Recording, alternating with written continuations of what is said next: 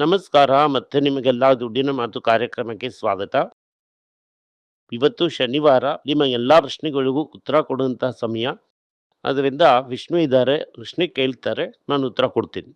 ನಮಸ್ಕಾರ ಸರ್, ಎಲ್ರಿಗೂ ನಮಸ್ಕಾರ ಸರ್. ಹೋದ ವಾರ ಸಾಟರ್ಡೆ ಕಮೆಂಟ್ಸ್ ಅಲ್ಲಿ ತುಂಬಾ ಜನ ಕೇಳಿದ್ದಿದ್ದು ITC ರಿಸಲ್ಟ್ ಏನು ಅಂತ ಹೇಳಿ, ಯಾಕೆ ಅದ್ರ ಬಗ್ಗೆ ಮಾತಾಡಿಲ್ಲ ಅಂತ. ಮಣಪ್ಪುರಂ ಆದ್ಮೇಲೆ ನೀವು ಮಂಡೇ ಮಾತಾಡಿದ್ರಿ ಸರ್. ನಂಗೆ ಆಗಲಿರುವಂತ ಒಂದು ಚಿಕ್ಕ ಸಂದೇಹ ಏನು ಅಂತಂದ್ರೆ, ITC ನ FNCG ರೆವೆನ್ಯೂ ಮಾತ್ರ 24,000 ಕೋಟಿ, HUL ನ ಅಪ್ರಾಕ್ಸಿಮೇಟ್ ರೆವೆನ್ಯೂ ಈ FNCG ಇಂದ ಮಾತ್ರ ಅಂತ ನೋಡಿದ್ವಿ ಅಂತಂದ್ರೆ 66,000 ಕೋಟಿ.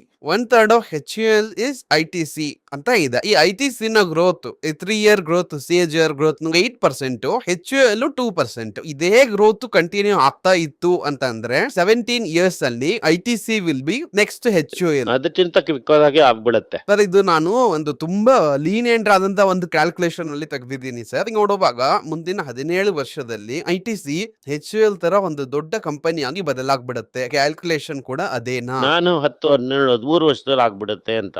ಅಂಡ್ ಇದ್ರಲ್ಲಿ ಫುಡ್ ಬಿಸ್ನೆಸ್ ಇಂದ ಹೆಚ್ಚು ಎಲ್ಲ ಹೊರಗಡೆ ಹೋಗ್ಬಿಟ್ರು. ಆ ಫುಡ್ ಅಂತ ಅನ್ನೋದು ಇನ್ನೂ ಮಲ್ಟಿಪ್ಲೈ ಆಗುತ್ತೆ. So it will be Nestle and Hindustan Unilever combine to one equal to ITC ಆಗಿದ್ದಾಗ ಅದನ್ನ ದಾಟಿ ಒಂದು ಹೋಟೆಲ್ಸ್ ಇದೆ, ಅದನ್ನು ದಾಟಿ ಒಂದು ಪೇಪರ್ ಬಿಸ್ನೆಸ್ ಇಟ್ಟಿದ್ದಾರೆ. ಅವರೇನೆ India number 1 and biggest paper manufacturer ಅನ್ನೋ ರೀತಿ ಇದೆ. ಅದನ್ನ ಬಿಟ್ಟು ಒಂದು IT ಕಂಪನಿ ಕೂಡ ಇದೆ. IT ಕಂಪನಿನೂ ಇದೆ. ಅದು ಅಲ್ಲದೆ ಒಂದು ಇದು ಇದೆ, ಅಗ್ರಿ ಟ್ರೇಡಿಂಗ್ ಕಂಪನಿ ಬೇರೆಯಾಗಿ. ಸರಿ ಸರ್, ಈಗ ನಾನು ಯಾಕೆ ಈ ಪ್ರಶ್ನೆ ಕೇಳ್ತಾ ಇದ್ದೀನಿ ಅಂತಂದ್ರೆ, ಅಗರಬತ್ತಿ ಕಂಪನಿ ಇದೆ. ಅದಾದ್ಮೇಲೆ ಈ ಮ್ಯಾಚ್ ಸ್ಟಿಕ್ ಕಂಪನಿ ಇದೆ. ನಾನು ಈ ಪ್ರಶ್ನೆನ ಯಾಕೆ ಕೇಳ್ತಾ ಇದ್ದೀನಿ ಅಂತಂದ್ರೆ, ಇನ್ನೂ ITC ಒಂದು ಲೆಕ್ಕಾಚಾರದಲ್ಲಿ ಇಷ್ಟವರೆಗೂ ಬೀಳುತ್ತೆ ಅಂತ ಹೇಳ್ತೀರಾ. ಎಷ್ಟು ಬಿದ್ರು ನಾನು ಹ್ಯಾಪಿ. ನೀವು ಹ್ಯಾಪಿ ಸರ್, ನಾವೆಲ್ಲ 400 ರೂಪಾಯಿ ತಗೊಂಡು ಕೂತ್ಕೊಂಡಿದ್ದೀವಿ. ನಾನು 400 ರೂಪಾಯಲ್ಲೂ ತಗೊಂಡಿದ್ದೀನಿ, 150 ರೂಪಾಯಿನಲ್ಲೂ ತಗೊಂಡಿದ್ದೀನಿ. ಸರ್, ನೀವು ನಿಮ್ಮನ್ನ ನಮ್ ಜೊತೆ ಇಟ್ಟು ನೀವು ಮಾತಾಡ್ತಾ ಇದ್ದೀರಾ, ಅದಕ್ಕೆ ನಾನು ಬೇರೆಯಾಗೆ ಒಂದು ಪ್ರಶ್ನೆನ ಇಟ್ಟಿದ್ದೀನಿ. ನೀವು ನಮ್ಮನ್ನ ನಿಮ್ ಜೊತೆ ಕಂಪೇರ್ ಮಾಡಬೇಡಿ ಈ ವಿಷಯದಲ್ಲಿ. ನಾನು ಹೋಗ್ತಾ ಬರ್ತಾ 1, 2 ಅಂತ ದವತಾನೆ ಇರ್ತೀನಿ. ಹಂಗೆ ಅವರೇಜ್ ನೋಡಿದ್ರು ಕೂಡ ನಿಮ್ದು 2 ರೂಪಾಯಿ 3 ರೂಪಾಯಿನಲ್ಲಿ ಇರುತ್ತೆ ಸರ್. ಹೌದು. ನೋಡಿದ್ರಾ, ನಮ್ಮ ಅವರೇಜ್ ಎಲ್ಲ ಎಷ್ಟು? ಯಾಕಂದ್ರೆ ನಾನು 20ರಿಂದ 30 ವರ್ಷದಿಂದ ಇಟ್ಟಿದ್ದೀನಿ. ಕರೆಕ್ಟ್ ಈಗ ಸರ್. ನೀವು 30 ವರ್ಷ ಬಿಟ್ವಿ ಅಂತಂದ್ರೆ ನಿಮ್ಮ ಅವರೇಜ್ 2 ರೂಪಾಯಿಗೆ ಬಂದ್ಬಿಡತ್ತೆ. ಇದು ಎಷ್ಟಕ್ಕೆ ಹೋಗೋದಕ್ಕೆ ಸಾಧ್ಯತೆಗಳಿದೆ ಅಂತ ನೀವು ಅನ್ಕೋತೀರಾ? ಮಾರ್ಕೆಟ್ ನ ಇರ್ರಾಷನಲಿಟಿನ ನಮ್ಮಿಂದ ಹೇಳೋದಕ್ಕಾಗಲ್ಲ. Markets can remain irrational longer than we solvent. ಈ ಮಾರ್ಕೆಟ್ ನ ಇರ್ರಾಷನಲ್ ನನಗೆ ಹೋದ್ರು ಕೂಡ ಮಾರ್ಕೆಟ್ ಇರ್ರಾಷನಲ್ ಆಗಿರುತ್ತೆ. ಅದರಿಂದ ನಾನು ಮಾರ್ಕೆಟ್ ಅಗೇನ್ಸ್ಟ್ ಆಗಿ ಬೆಟ್ ಮಾಡೋದಿಲ್ಲ. ಒಂದು ಆಪರ್ಚುನಿಟಿ ಕೊಡುತ್ತೆ, ನಾವು ಆರ್ಸಿ ಪ್ಯಾಕೆಟ್ ಅಲ್ಲಿ ಹಾಕೊಳ್ಳೋದು ಅಷ್ಟೇ. ಸರ್, ಈಗ ITC ಕೇಳ್ದೆ, ಅದ್ರ ನಾನೊಂದು ಹೇಳ್ತೀನಿ, ITC ಭಯಂಕರವಾಗಿ ಕರೆಕ್ಟ್ ಆಗುತ್ತೆ ಅಂತ ಅನ್ಕೊಂಡ್ವಿ, ಆದ್ರೆ ಕಾನ್ವರ್ಸ್ಲಿ ಕರೆಕ್ಟ್ ಆಗಿಲ್ಲ ಈ ರಿಸಲ್ಟ್ ಇಂದ. Okay fine. ಓಕೆ ಸರ್, ಈಗ ITC ನೋಡ್ತಾ ಇದ್ದಾಗ FMCG ಈ ತರ ಇದಂತ ಒಂದು ವಿಷಯಗಳಲ್ಲಿ ITC ಏನು ಪರ್ಸೆಂಟೇಜ್ ಇದೆ ಅನ್ನೋದನ್ನೆಲ್ಲ ತೆಗೆದು ನೋಡ್ತಾ ಇವೆ. ಸೊ ಆಗ ನೋಡಿದ್ರೆ, ಲೆಕ್ಕಾಚಾರದ ಪ್ರಕಾರ ನೋಡಿದ್ರೆ, ನೀವ್ ಹೇಳೋ ರೀತಿ ಪಟಾಕಿ ಲಿಸ್ಟ್ ಅಲ್ಲಿ ಹಾಕೋದಕ್ಕೆ ಬದಲಾಗಿ IT ಬೀಸಲ್ಲೋ, ಫಾರ್ಮಾ ಬೀಸಲ್ಲೋ, ಇಲ್ಲ FMCG ಬೀಸಲ್ಲೋ ಹಾಕೋದು ಬೆಟರ್ ಆಗಿರುತ್ತೇನೋ ಅಂತ ನನಗೆ ಒಂದು ಥಾಟ್ ಬಂತು. ಈಗ ನನಗೇನ್ ಪ್ರಾಬ್ಲಮ್ ಅಂತಂದ್ರೆ, ಸಮ್ಟೈಮ್ಸ್ ಈ ಕಂಪನಿನ ಬದಲಾಯಿಸ್ಬಿಡ್ತಾರೆ. ಅದನ್ನ ನೀನ್ ಕೂತ್ಕೊಂಡು ಟ್ರ್ಯಾಕ್ ಮಾಡ್ತಾ ಇರ್ಬೇಕು. ಒಂದು ಪಾಯಿಂಟ್ ಆದ್ಮೇಲೆ I have to build a normal stunt. ಒಬ್ಬ ದೊಡ್ಡ ಎಕ್ಸ್ಪರ್ಟ್, ಬಾಂಬೆಯಿಂದ ಒಬ್ಬ ದೊಡ್ಡ ಎಕ್ಸ್ಪರ್ಟ್, ಅವರು ಏನ್ ಮಾಡಿದ್ರು ಅಂತಂದ್ರೆ, ಒಂದು ಕಂಪನಿ ಬೋರಿಂಗ್ ಆಗಿದೆ ಅಂತ ಮಾರ್ಬಿಟ್ರು. ಅವರ ಟ್ರೇಡಿಂಗ್ ರೆಕಾರ್ಡ್ ಅಲ್ಲಿ ಅದು ಪ್ರಾಫಿಟಬಲ್. 500 ರೂಪಾಯಿ ತಗೊಂಡ್ಬಿಟ್ರು, 1000 ರೂಪಾಯಿಗೆ ಮಾರ್ಬಿಟ್ರು. ಇದು ನನ್ನ ಇಮ್ಯಾಜಿನೇಟ್ ರೇಟ್. ಅದು ಏನೂ ಮಾಡ್ದಂಗೆ ಸುಮ್ಮನೆ ಇದ್ರು ಅಂತಂದ್ರೆ, ಈಗ 500 ರೂಪಾಯಿ ಅಂತ ಇದ್ದಿದ್ದು ಈಗ 3,400 ರೂಪಾಯಿ ಶೇರ್ ಬೆಲೆ.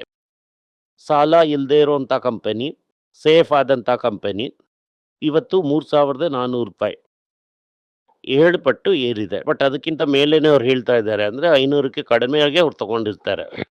ಆಮೇಲೆ ಏನು ಹೇಳ್ತಾರೆ ಅಂತಂದ್ರೆ, 500 ರೂಪಾಯಿ ಇದ್ದಾಗ 3% ಡಿವಿಡೆಂಟ್ ಈಲ್ಡ್, ಇವತ್ತದು 3% ಈಲ್ಡ್. ಅಂದ್ರೆ ಈಗ ಒಂದು 500 ರೂಪಾಯಿಗೆ ತಗೊಂಡ್ರು ಅಂತಂದ್ರೆ ಅವರು 10%ಗಿಂತ ಈಲ್ಡ್ಗೆ ಅಂತ ಮೇಲೆ ಇರ್ತಾರೆ. ಹಂಗಂದ್ರೆ ಒಂದು 10% 500 ರೂಪಾಯಿಗೆ ಡಿವಿಡೆಂಟೇ 50 ರೂಪಾಯಿ 60 ರೂಪಾಯಿ ಬರ್ತಾ ಇದೆ ಅಂತ ಅರ್ಥ.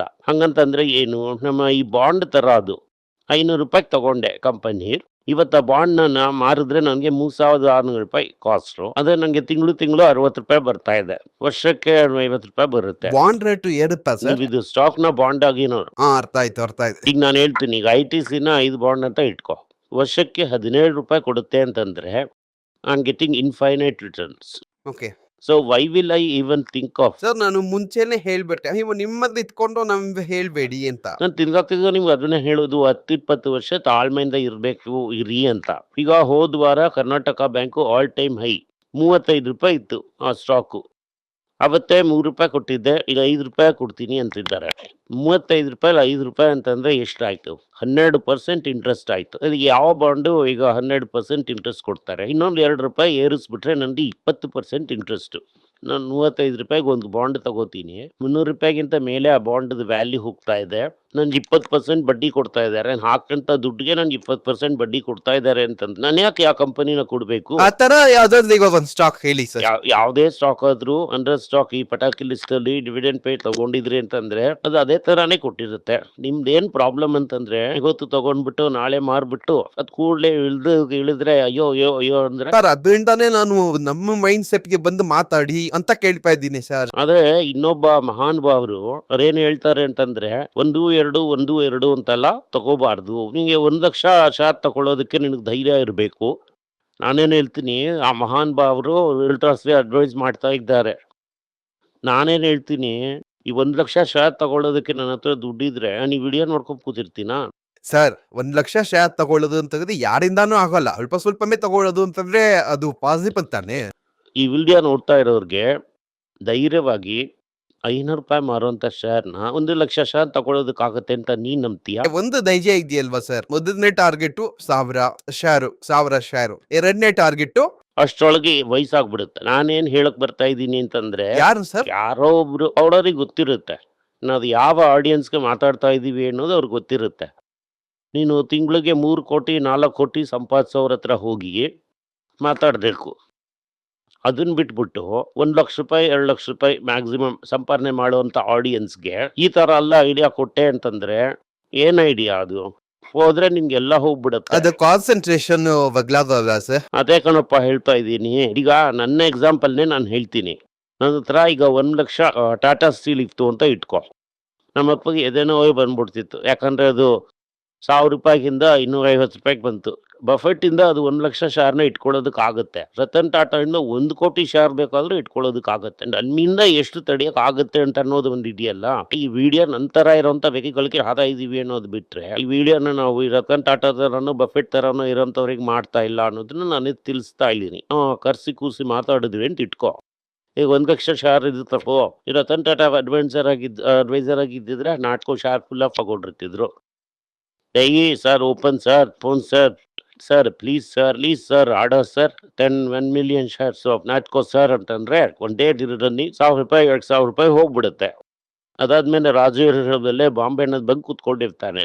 ಬಾಂಬೆ ಬಾಕ್ಲರೇನೆ, ಅಯ್ಯ ನನ್ ವ್ಯಾಪಾರ ಅಯ್ಯ ಬಿಟ್ಬಿಡಯ್ಯ ಅಂತ ಮಾತಾಡೋದಕ್ಕೂ ಒಂದು ಇದಿರ್ಬೇಕು. ಇಲ್ಲ ಸರ್, ಈಗ ನೀವು ಟಾಟಾ ಸ್ಟೀಲ್ ಬಗ್ಗೆ ಹೇಳಿದ್ರಿಂದ ಈಗ ನಾನು ಹೇಳ್ದಂತ ಲಿಸ್ಟ್ ಅಲ್ಲೇ ಒಂದೇ ಶೇರ್ನೇ 1/4 ಜನ ಅದನ್ನ ತಗೊಂಡಿರೋದಕ್ಕಾಗತ್ತೆ. ಅದು 5 ಲಕ್ಷ ರೂಪಾಯಿ ಆವತ್ತಿಗೆ ಇದ್ದಿದ್ರೆ ಈ ಸೌತ್ ಇಂಡಿಯನ್ ಬ್ಯಾಂಕ್ ಅಲ್ಲಿ 1 ಲಕ್ಷ ಶೇರ್ ತಗೊಂಡಿರ್ಬೋದು. 5 ರೂಪಾಯಿ ಇದ್ದಾಗ. ಹೌದು, 5ರಿಂದ 8 ಲಕ್ಷ ರೂಪಾಯಿ ಅಂದ್ರೆ 8 ಲಕ್ಷ ರೂಪಾಯಿ ಹೋದ್ರೆ ಹೋಗ್ಲಿ ಅಂತ. ನೀನ್ ಬರೀ ಕರ್ನಾಟಕ ಬ್ಯಾಂಕ್ ಅಲ್ಲೇ 1 ಲಕ್ಷ ರೂಪಾಯಿ ತಗೋಬೇಕು ಅಂತಂದ್ರೆ ನೀನು 35 ಲಕ್ಷ ರೂಪಾಯಿ ಹಾಕ್ಬೇಕು.